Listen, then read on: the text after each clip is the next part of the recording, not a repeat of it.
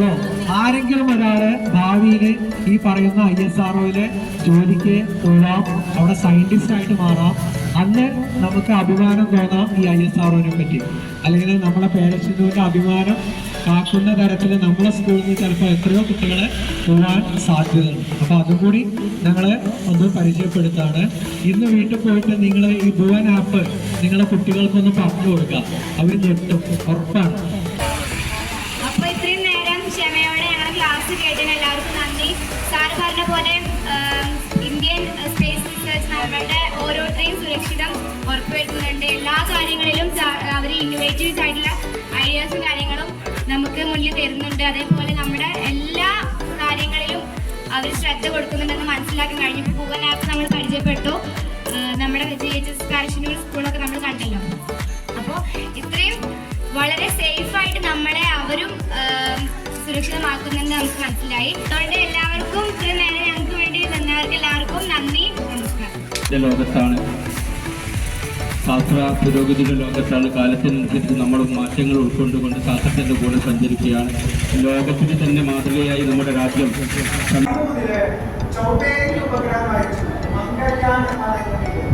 India എന്ന് പറയുന്നത് ലോകരാഷ്ട്രങ്ങളിലെ ഏറ്റവും വലിയ ശക്തിയായി മാറി. അതിന് ISROമായി.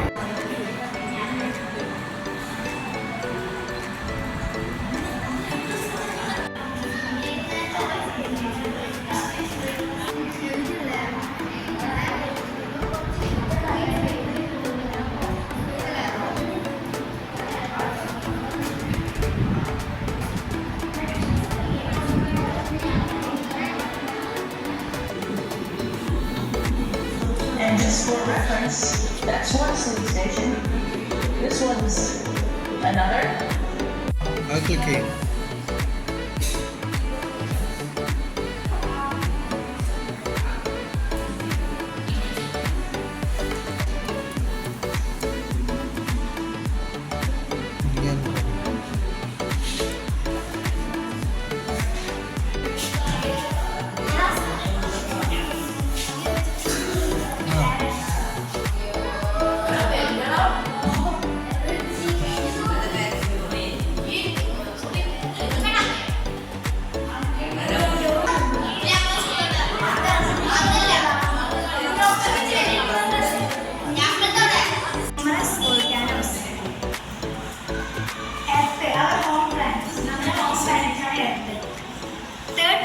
From the sun, സൂര്യനിൽ നിന്നുള്ള മൂന്നാമത്തെ ഒരു പ്ലാനറ്റാണ്.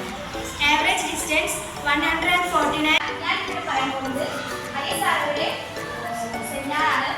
ISROയുടെ ചരിത്രം, നേട്ടങ്ങൾ, ഭാവി മുതലായവയാണ്.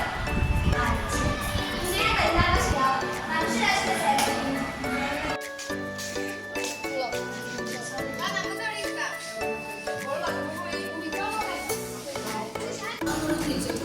റെക്കോർഡ് ചെയ്യണം, അതാണ്.